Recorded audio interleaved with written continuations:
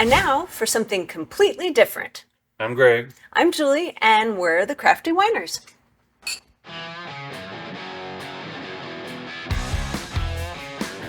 This is not wine. No, it's not. Tell them what it is. This is pomegranate cider. We just finished that video and we're continuing to drink it. You can watch the video on how we made it and how it tasted, or you can watch our faces when we drink it. It's a little tart. It's a little tart. It's good. But it's good. Good flavor. So yeah, I know we always do wine, This is but not wine. we are going to do an apple cider, hard cider. We are using, I don't know if it's Musselman's or Muselman's, probably Muselman's. Probably. Fresh pressed 100% apple cider. This came from Walmart, I believe. It is a full gallon jug, which is kind of convenient. It's very separated in here, so I'm going to shake it. But yeah, we're not going to be just limited to wines. We're going to be doing hard lemonades and ciders and other things that make sense as it makes sense. So like we did with our red wine, this will be a video showing you how we make hard cider, and it won't have any flavorings or anything. It'll just be a basic cider, and then we will have other videos that will show you some ways that we flavor our ciders, make them tasty. Yep. We've been playing around with a bunch of stuff, so. And then we just released our forced carbonation video, so you can see how you can take the cider that you make and carbonate it, because you probably do want it carbonated. You can also naturally carbonate it And in the bottle. We are going to record that video hopefully next week. Yep. All right. Oh, I forgot to mention, I started this by saying, and now for something completely different. You know what that's from. I know what that's from. This is a quiz. Monty Python. Holy Grail. It was in their skits, but I looked it up, and there's actually a movie called that. Did you know that? And now for something completely different. Yeah. Yeah, I actually think I've never seen it.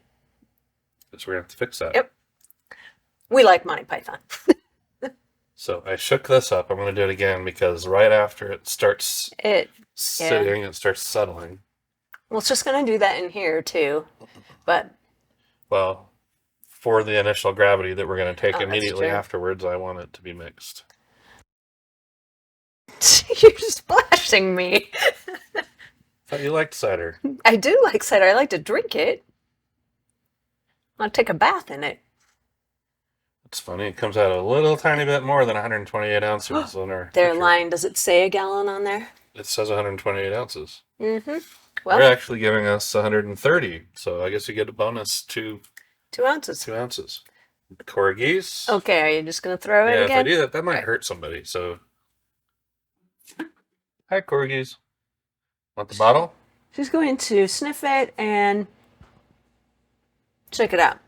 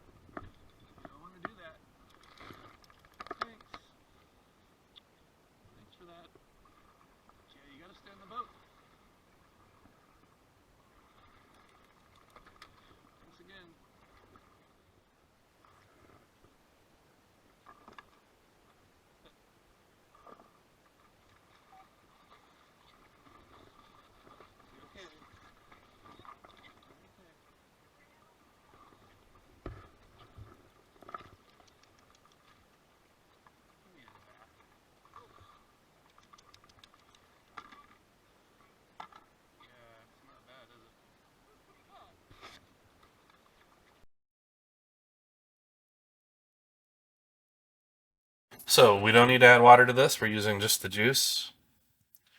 And I can tell you that there will be a lot of sediment that will end up from this because everything Yeah. that's floating will go to the bottom. But All the juices we use that have pulp in them do that.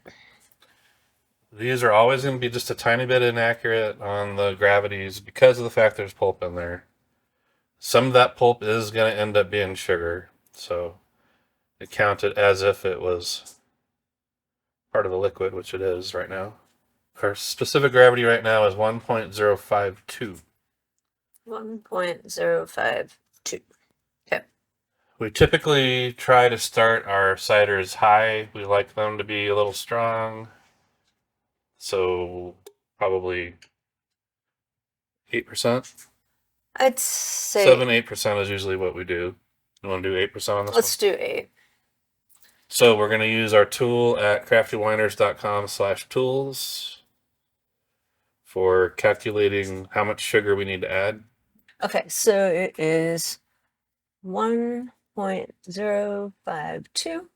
If this goes dry, it will be more than 1 8%. gallon, So we are taking a chance that it will be a little more than 8%. 100%. If you're not comfortable with it ending up being about 9% because it went ultra dry, then maybe start it a little bit lower. When we use Go Firm, typically they go very dry. So this is saying our desired initial gravity will be 1.061. Sounds about right. And If you look at 1.061 on the hydrometer, that is 8%. so it tells us we need to add 3.58 ounces or approximately 0.51 cups. So basically half a cup. So we are going to add that sugar and we'll be right back. Just in the 30 seconds or so that it took to get the sugar prepared. It's already down here. It's already almost halfway down the pitcher. So yeah, a lot of this is going to settle. I predict it'll probably, right after fermentation, it'll probably go to the top and sit at the top for a few days, and then it'll probably go back down to the bottom. That's what I usually see. This is 3.5 ounces of sugar because our digital scale doesn't go to 2 decimal places. So I went low instead of high because I'm already expecting that this is going to be higher than 8% when it goes ultra dry at the end of fermentation. So we use a pumpkin gutter if you haven't watched our videos before. This is a pumpkin gutter that you can get cheaply from Amazon. Yes. And it on a drill is an amazing implement for stirring. For all kinds of things, not just stirring. It also works really well for what it was actually designed for, taking the guts out of pumpkin. Who does that? Okay, so now we're going to get our initial gravity. If you don't know about initial gravities and specific gravities and hydrometers, you can watch our video on that. It is 1.061, I'm going to say. Well, that's what this says too, so. It was a cross between 1.060 and 61, but I'll call it 661. So. All right, I wrote that down. I am keeping track of everything we're doing on a batch note. We put down the description, the recipe, what yeast we used, what juice we used, if it's juice, and then we keep track of all the initial gravities and final gravity and how much sugar we put in it, just so that when it turns out amazing, because it will, right? It will. We know exactly what we did right. Or wrong. Or wrong. We don't ever get anything wrong. I'm putting this from the hydrometer into a measuring cup because we are going to add pectic enzyme to this to help break down the solids. Yeah. It'll help convert a lot more of this pulp into juice and sugar. And it's half a teaspoon of that. Everything has been sanitized in Star San. Yep. We also have a video on that. I'm going to run out of my 5 links that I can put up very quickly, so if you don't see it linked above, search for our videos. We've got a lot on basic skills like that. So she still has the pectic enzyme in the juice here. Yep. I'm going to take the pH. This pH meter has been calibrated last night, so I don't believe it needs to be done again today. Usually give it a day or two between calibrations. We have a nice, easy setup for calibrating, which we will show you soon in a new video. pH is 3.60. We want it to be right at 4, so we are going to add some potassium bicarbonate. She added 3/4 of a teaspoon of potassium bicarbonate to the must that we had pectic enzyme in. Foams up. We're making a couple changes here at once. Typically, you want to do small steps with pH, manipulating chemicals like potassium bicarbonate, but we are pretty sure that 3/4 of a teaspoon is going to get us right to 4. We have used this juice before. Yep. And we kept batch notes. And we kept batch notes. Okay, that's pretty good. I'll go ahead and add that in. Do we need the sucky thing? Oh, yeah, we need the sucky thing. Or, you know what? Let's see if we can get away without the sucky thing. Okay. Let's just pour it back in. Trying to get as much of that, especially the potassium bicarbonate. We want as much of it out of there as we can, and that's pretty good. That's pectic enzyme that stuck to the bottom. Yeah, it always does that. The granulated stuff, just like sugar, sometimes can be a little bit difficult to get it to dissolve, but you can stir this up really aggressively at this point in time. The oxygen will be good for the yeast, which that step is coming up right away. Later, after there's alcohol in this, you want to be very careful about oxygen and try to keep oxygen from getting into the must. I don't normally do this, but I'm going to turn this around. 4.0. Haha! How good are we? We are good sometimes. You don't want the must to dry on the sensor, so I'm going to right now go rinse this off with tap water, kind of running against it, and then I'm going to use distilled water to do a final rinse. And we'll be back. Okay, so we took out a 1/4 cup of the must, and I heated up in the microwave for 8 seconds. Seems to be the perfect amount of time to get it a little warm. From room temperature, which this was. The Go Firm dissolves a lot better if it's warm, plus the yeast likes it warm. So a lot of times we'll put this in front of a little heater, but it's faster for taping to do it in the microwave. So I'm going to add 2 teaspoons of Go Firm, 1/2 teaspoon at a time. So I'll tell you a couple things that we're going to do that are not so easy to show on camera. We're going to put both the must and the 1/4 cup that has the Go Firm in it next to a heater, and she can actually show you putting in the yeast now because it's already warm. 85 degrees or so. And we are using Fresco cider yeast for cider. Go figure. Correct. Yeah, we've used it for... We use it for white wine. Quite a few things. Franken wines, some white wines we've used it with. We really like the yeast. Right now it doesn't have a label because we... I just put it in here. Just put it in this container. But I'm going to put a heaping teaspoon is what we've been doing. If you're using a different yeast, it's usually going to be most of a packet. We like to that's what we do. We overshoot. 1 packet is usually good for up to 5 gallons, but it's not expensive. Most yeast is not super expensive.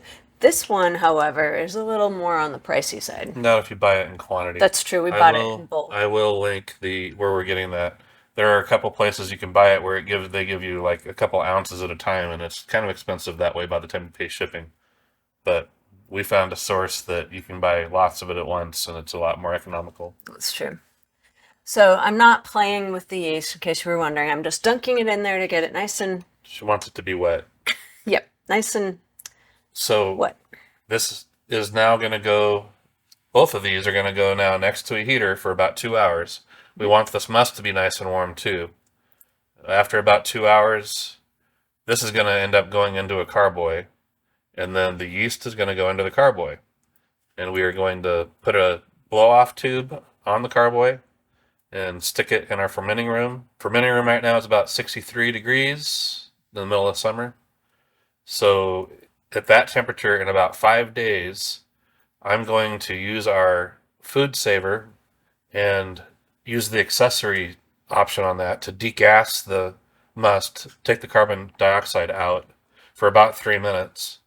Then I'm going to add 1 teaspoon of Fermento, and then I'm going to use our aeration wand to add oxygen back into it for about 3 minutes. Now, these things are all optional.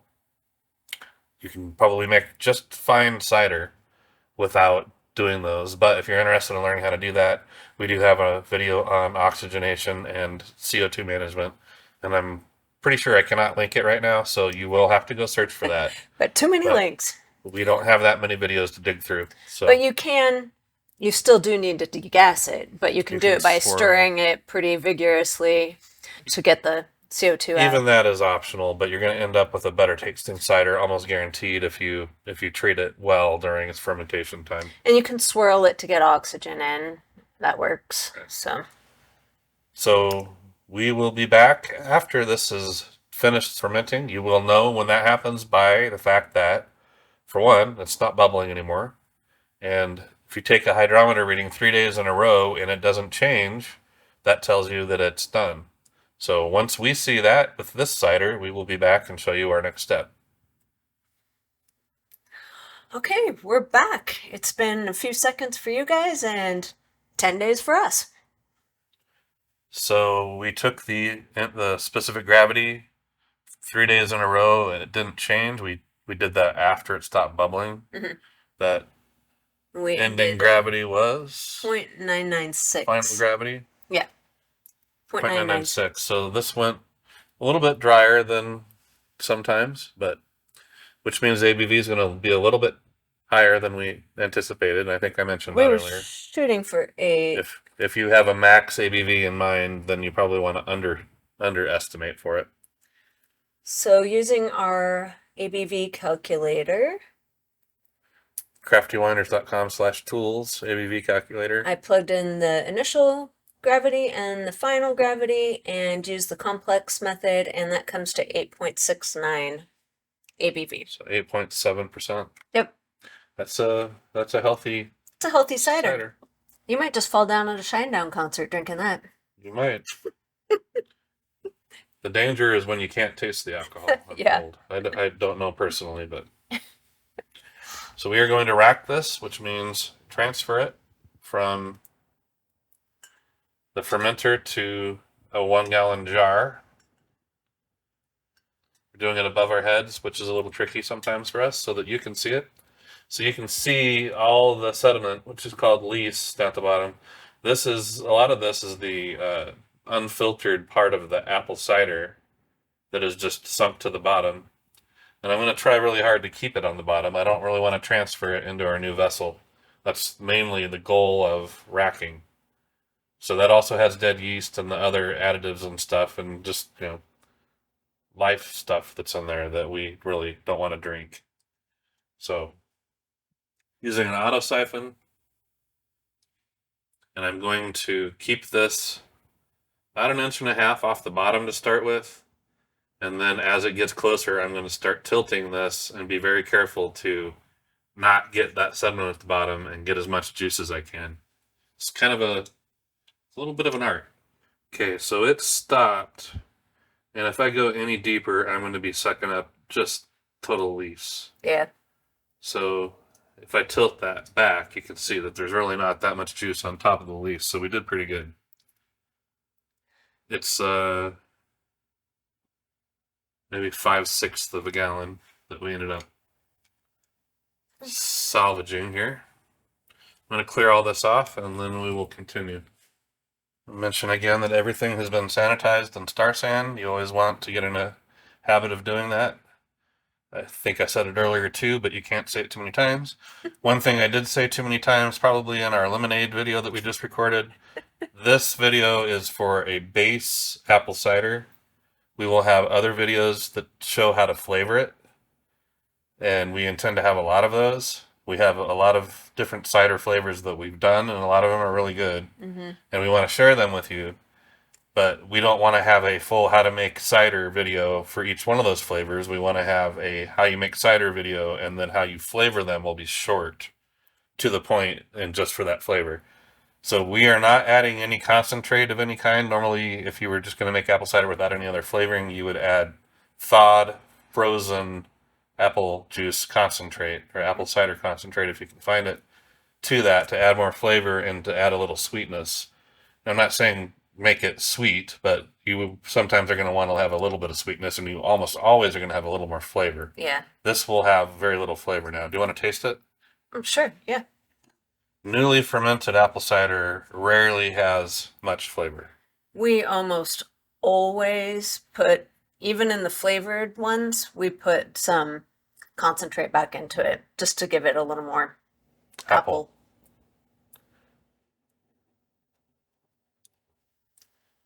Yeah.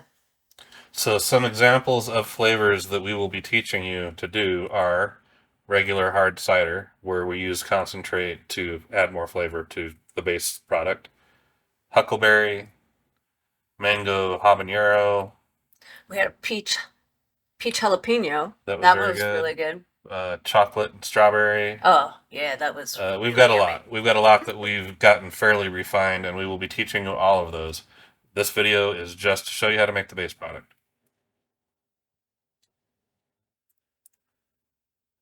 Yeah, this might have a little more flavor than the Great Value cider I that think we've it used. does.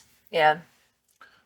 So I'm going to say it now so I don't forget, because I almost forgot on the hard lemonade video. We're not going to show you the pHs to get to here, because when you add the flavors into this, it's going to change the pH. If you're going to be storing this cider at any length of time, you want it to be shelf stable. That means you need to get the pH to 3.8 or lower. So it's not going to be right now. And we're not going to adjust it right now. We're not going to adjust it right now because, for instance, adding the concentrate to this is going to probably raise the pH. Yep. Well, it depends on the concentrate. It may, yeah. It could lower it. So you don't want to worry about the pH now. When we do the specific videos on the flavorings, we will also tell you the pH that we recommend, because a lot of times you're going to want a zing to go with the flavor. With the chocolate and strawberry one, for instance, you specifically probably don't want a zing. No. So it's going to be different based on the flavoring that you're putting in. This is 4.07 now. So you would need to add probably a quarter to a half a teaspoon of malic acid to this to get it down to 3.8. Yeah. But again, we're not teaching you that on this one because it's the base product. Can I say that enough times? I think you need to say it 5 more times. I beat this to death too on the lemonade one. But if you are not going to add anything that can ferment to this as a flavor, you can get away without doing the potassium sorbate and potassium metabisulfite. They are only going to be used if you're going to add something that's fermentable to this. We probably are, so we are going to do it. We always want to teach you the safe way of doing the products that we are teaching you about. If you are not going to add something that is fermentable, such as apple juice or sugar, you can probably get away without putting the potassium metabisulfite and the potassium sorbate in. Those keep new fermentation from starting if fermentable sugar gets added to this. So if you don't know, you're better to be safe than sorry and add those. But if you're not going to do that, or if you're going to put this in your cold fridge and drink it soon, you also don't need to worry about it. Even if you did put something fermentable, because at 34 degrees, the yeast is not going to start up even with something fermentable in here. So always be safe than sorry. If you have any question, go ahead and use the potassiums. We always do. If you know where it's going to be and where it's going to go, you can skip it. We're also going to be putting chiasosol, chitosan, and bentonite in. They're going to help clarify it. It's really quite clear. You could easily skip this if you wanted to.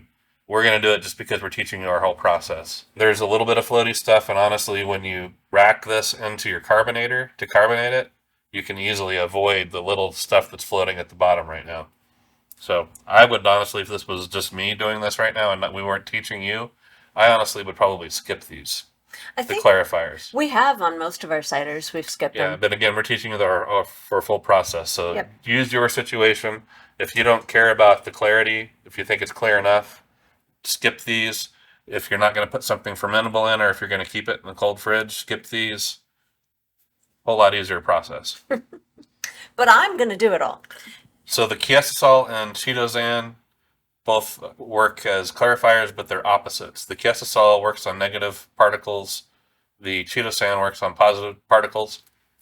If you put them in at the same time, they can counteract each other. So we put the chiastisol in first, let it sit for an hour, and then we put these other ones in after it's had an hour to think. I'm going to take a little bit of this out now to put in their measuring cup, so that I can mix the other stuff up. so she can be working on the other ones. Now, we're not going to be waiting an hour because we're videoing, and we just don't have time for all that. And again, it's clear. It's clear. It doesn't need it. So she's going to put 1/8 of a teaspoon of the chiastisol in here, and then I'm going to stir it. It's always hard to see this. And then she will start working. Clear, so. She'll start working on the other additives. And we will list all these up for you, the measurements and what they are, because there's a lot of measurements. She has to bring out basically our whole array of measuring spoons for this step. Yep. I don't know. I don't think I've used the 30-second one. That one gets to stay on our equipment rack. But yeah, all the other ones, I think. And the 1 teaspoons don't fit into these jars. So she has to use half teaspoon. We do have a long, narrow 1 teaspoon that I think we're just not in the habit of using. Yeah, it's new and I forget about it, so. Next video, I'll bring out the fancy new long ones. And I'm going to stir this up really, really well before we add it. Almost always the bentonite sticks to the bottom, so we'll see what happens. So if you are adding something fermentable to this, give the potassiums full 24 hours to work before you add them. So what I would normally do, and what I'm going to do right now, as soon as she's done with this, is I'm going to put a marble on top of the airlock hole just to keep anything out that might be crawling in our refrigerator. It's possible. I hope there's nothing crawling in our refrigerator. And then it's going to cold crash for about 3 days. So anything that is floating in here is going to float to the bottom. Then I will bring this back out, probably rack it again if there's a substantial amount of stuff floating at the bottom. Because when we add flavors, we're going to stir it. I don't want all that stuff that sunk to the bottom to get stirred back up into it. So I'll typically rack it again after it's cold crashed. I've got a bunch of bentonite still in here. Let me rinse it out. No bentonite left behind. Like I said, it sticks. Weirdest name stuff ever. Sure, there's a reason. It's clay. So yeah, this will cold crash for 3 days. I'll rack it if there's a substantial amount of yeast that I don't want to stir up when I put flavors in. Then in my next container, I will add flavors to taste. A lot of times we'll play with it, and I will then force carbonate it. Or she will intercept it and she will naturally carbonate it.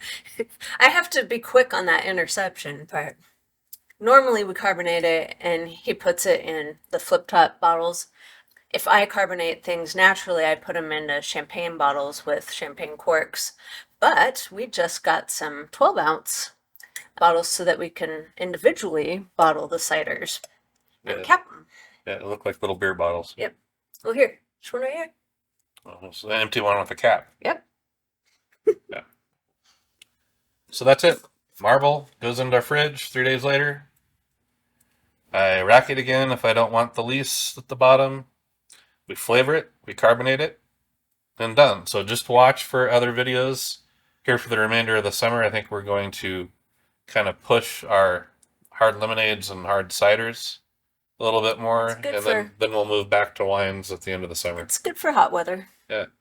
We might be a little behind the curve, but maybe you're looking at this next beginning of summer of 2025. Right now it's 2024. So. So thank you guys for watching our cider video. Hope you try it, and we will, like he said, be bringing you some recipes that we really like and how we made them. And you can obviously try this and do your own flavors and leave us comments if you made something that you really like. We like to hear about new things, and we'll try them too. Please like and subscribe, and thank you to all of you who've already subscribed. We appreciate your support. Until next time, cheers.